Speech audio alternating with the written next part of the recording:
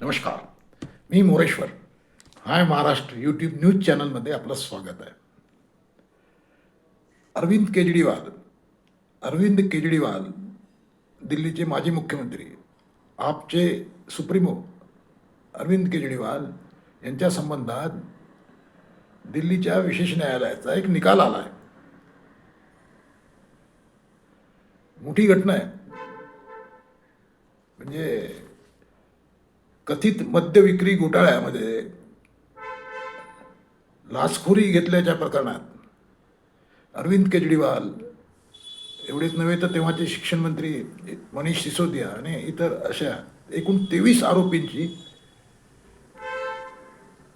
दिल्लीच्या राऊज ॲव्हेन्यू कोर्टाने निर्दोष सुटका केली आहे.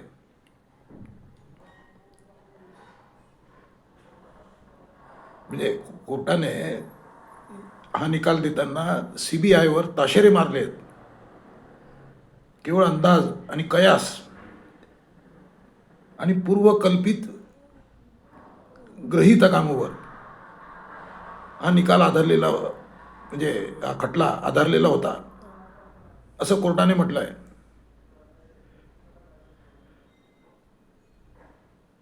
केजरीवाल आणि आपच्या नेत्यांनी मद्य विक्रीच्या परवाना शुल्कात कपात केली, नफ्याचं मार्जिन कमी केलं, काही खाजगी व्यावसायिकांना आर्थिक लाभ मिळवून दिला,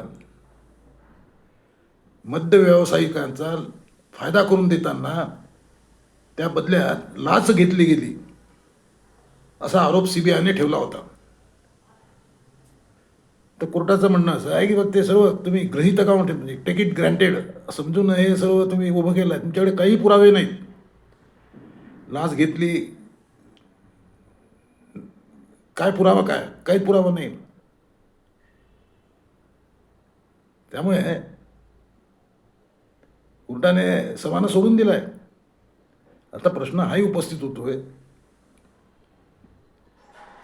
की कोर्टाचे ताशेरे फार भयंकर आहेत. त्यामुळे आता भाजप आणि मोदी सरकार बॅकफूटवर जाणार आहे. आता हे त्यांचे अपील करतील, अपीलात जातील, वरच्या कोर्टात, हायकोर्टात जातील. पण त्याचा निकाल येईल तेव्हा येईल. हाच निकाल यायला किती वेळ लागले? म्हणजे 173 दिवस, 177 दिवस अरविंद केजरीवाल जेलमध्ये होते. इतक्या दिवसांनी हा निकाल आला आहे. आता पुन्हा अपिलात जातील. समजा CBI अपिलात गेलं, त्याचा निकाल यायला अजून 2-4-5 वर्ष लागतील. तो कसा येतो हाही प्रश्न आहे. त्यामुळे आजच्या घडीला तरी या निकालाचा केजरीवालांना फायदा आहे. केजरीवालांचा पुनर्जन्म झाला आहे या निकालाने. अर्थात काही मुद्दे त्यांच्या विरोधातही अजून उभे राहू शकतात. जर पुरावे नव्हते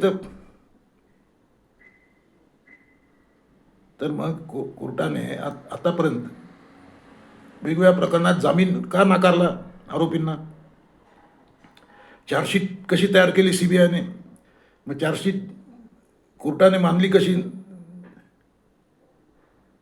चार्जशीट उडवून लावायला पाहिजे होती सुरुवातीलाच.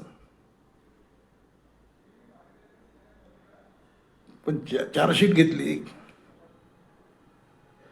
कोर्टाने आरोप फ्रेम करण्याची परवानगी कशी दिली हाही प्रश्न आहे.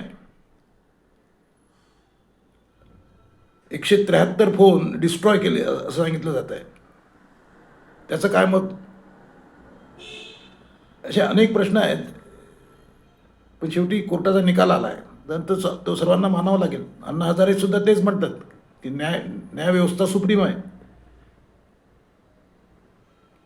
आणि आता एकूण सूर असा आहे की CBIने, म्हणजेच भाजपने, विरोधकांना टार्गेट करण्यासाठी हे सर्व कुभांड रचलं.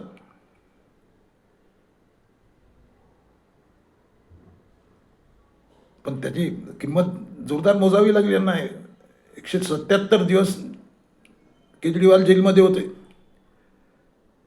पण आता त्यांना याचा, त्या जेलमध्ये जाण्याचा फायदा आता आहे.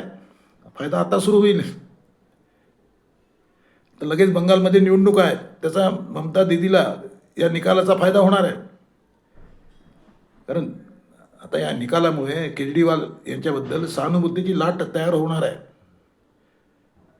पंजाबची पुढची निवडणूक तर केजरीवाल नक्कीच जिंकणार आहेत. इतर राज्यातही विरोधकांबद्दल सहानुभूतीची हवा तयार होऊ शकते.